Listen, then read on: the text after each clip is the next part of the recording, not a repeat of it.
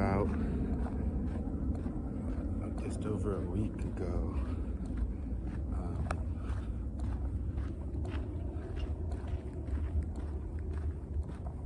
Flew out to talk to a class at USC, contemporary literature class, that they were talking about the book last, and I went out to USC to the English department before a little over a year ago, and Professor David had me come back to talk to the class and a little bit about, I found this really cool area yesterday. I'm gonna go back there right now, have a smoke, but wait, where's the path? Maybe it's a little further down, but yeah, I like going and talking to the classes a little bit, because then you can clarify for yourself what you think about stuff. I must have missed the turnoff. Maybe I'll come back and try to find it. But yeah, I like doing that. I like going to the classes and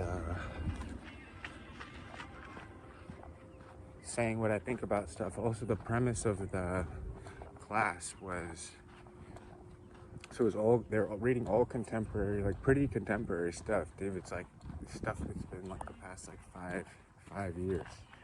But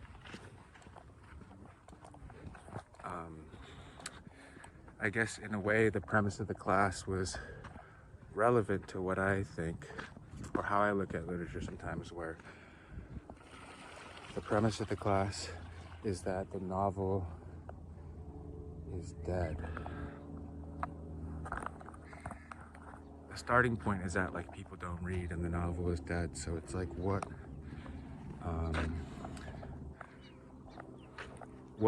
could the novel be in a way that, what type of novel, what's the novel, is there a novel of the future? What type of novel of the future is there?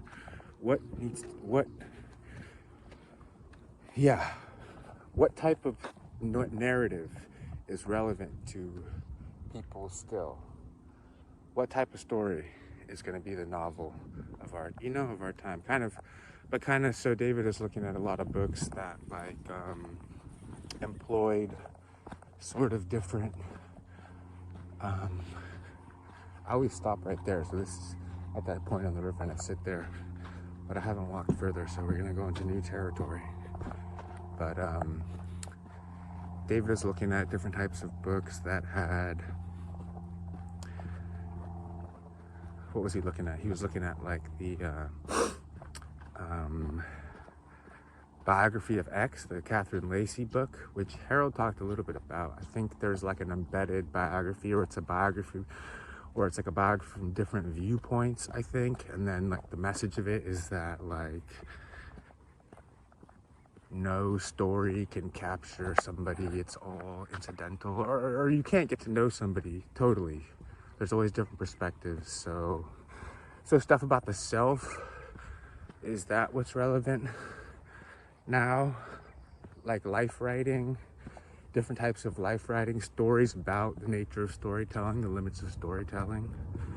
I think they were looking at a book, Trust, that I heard something about, but I haven't read that one either. But from my understanding, it was a similar thing of different biographies from different perspectives, which actually is kind of something that I've been thinking about more recently. But yeah, so that was the premise of the class, or obviously with my book, how it fits in was like that, I guess, you could do your autofiction ideas, or you could do your ideas about form.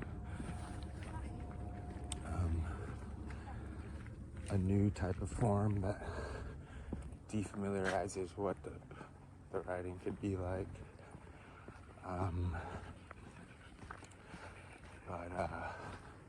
Yeah, so that's what I was talking to the class about.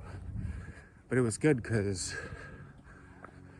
yeah, I don't know. It was a nice visit. It was a nice visit. Also, yeah, something crazy happened. Something funny as hell. Something as funny as hell happened at the talk. I was gonna tell Harold, but I didn't tell Harold yet, so I'll just pretend. That was my idea of plotting today. I was like, just pretend you're telling Harold what happened at the class, and then that'll start you off.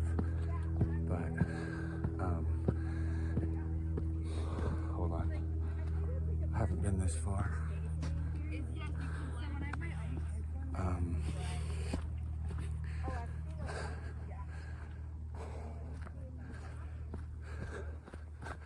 But yeah, oh yeah, so I'll tell a story about what happened at the class. But no, it was, so yeah, it was a good class. It was good. I like, yeah. I mean, I guess that idea is relevant because I kind of have that same starting point of, and especially with talking about the book, talking about Fuckboy, to re-articulate to myself all those like urgent things I'm trying to say. To clarify how I was writing something so urgent, or just the form of that book in particular is so coming from that vantage point of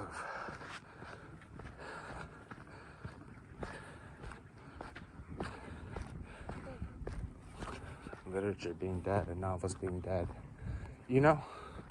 But no, the funny thing that happened was, so it was like halfway through the class, we were taking a smoke break, and this young boy, or this dude pulls up on me. I'm smoking outside the academic building, and he's all, "Yo, Sean, like, what's up?"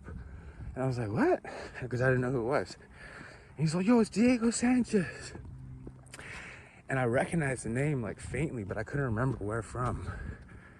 And I'm like, "What?" And then basically, Diego, this dude's been listening to the pod, and I remember he messaged me, like, we were messaging on the Patreon, but he hit me a minute ago and was like, "Yo, I'm 18 years old, like, and I live in LA, like, I've read all of Bolaño, like, I might go study writing next year, like, whatever, you know." And it was just such I don't know, we were just talking a little bit, and he'd be checking in on the pod and stuff.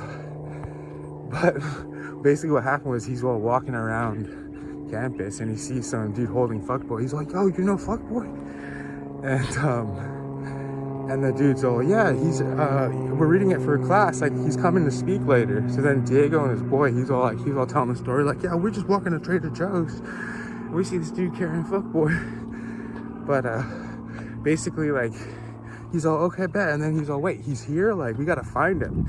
So they went on this epic mission, and they're running from class, from all the academic buildings, and looking into the window. And like during the first half, like, kids were giving like reports and stuff in the class, and we're talking, just kind of introducing each other. And people kept like stopping and looking up, because I guess it seemed like someone was looking in through the window. But I didn't notice that shit. And it was fucking Diego. So basically he's all like, "What? Like, dude, I listen to the pod with my dad. Like, we fuck with the pod." And he's a freshman. He's all, "I'm a freshman at USC now." So then he's all, anyway, we're going in. And then David comes out, because I was like taking kind of long. And he's like, "Yo, you ready?" And then I was like, "Oh yeah, this is Diego." And David's all, "What?" And he's all, "Come on into the class." So Diego and his boy, who didn't even go to USC, he was just like on the mission, pulled up to the rest of the class. It was just funny as hell. Yeah, it was sick. But then something about that changed the tenor of the class, I think, because it was reminding me of some earlier points of things, or just like, I guess, like, yeah, it's interesting seeing the kids' reaction this time around to the book, and this time that we're living in.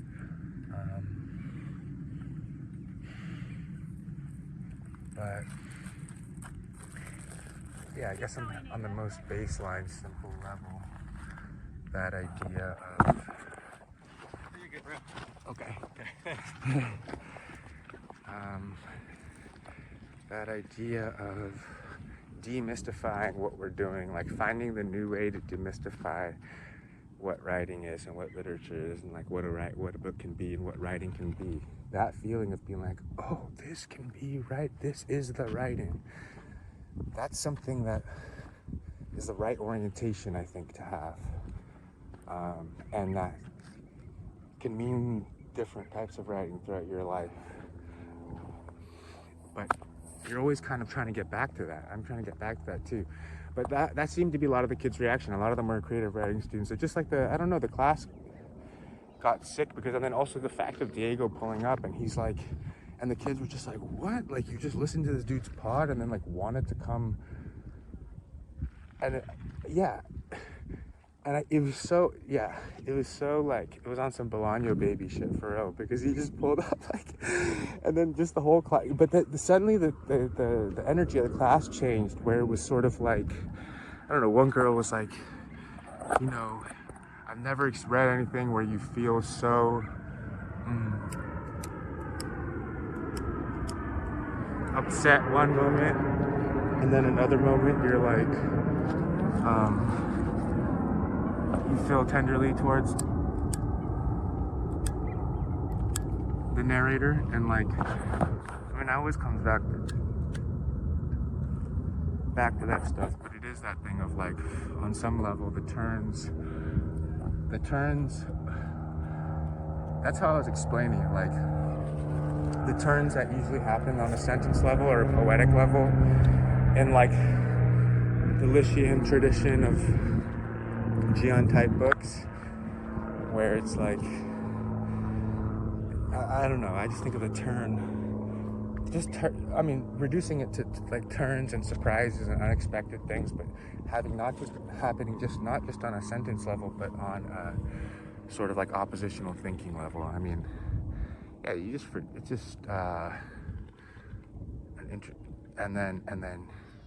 yeah, and some people seemed liberated by some of like the realization that you can have a narrator that like you can be upset by and disagree with. I mean, that was one thing, but just, I guess to finish, I got a little off thought, but just to finish the idea of Diego being there, it was an element of like, oh, you can just do it, you can just pull up, you can just be treating literature like a thing you're just like doing because you want to.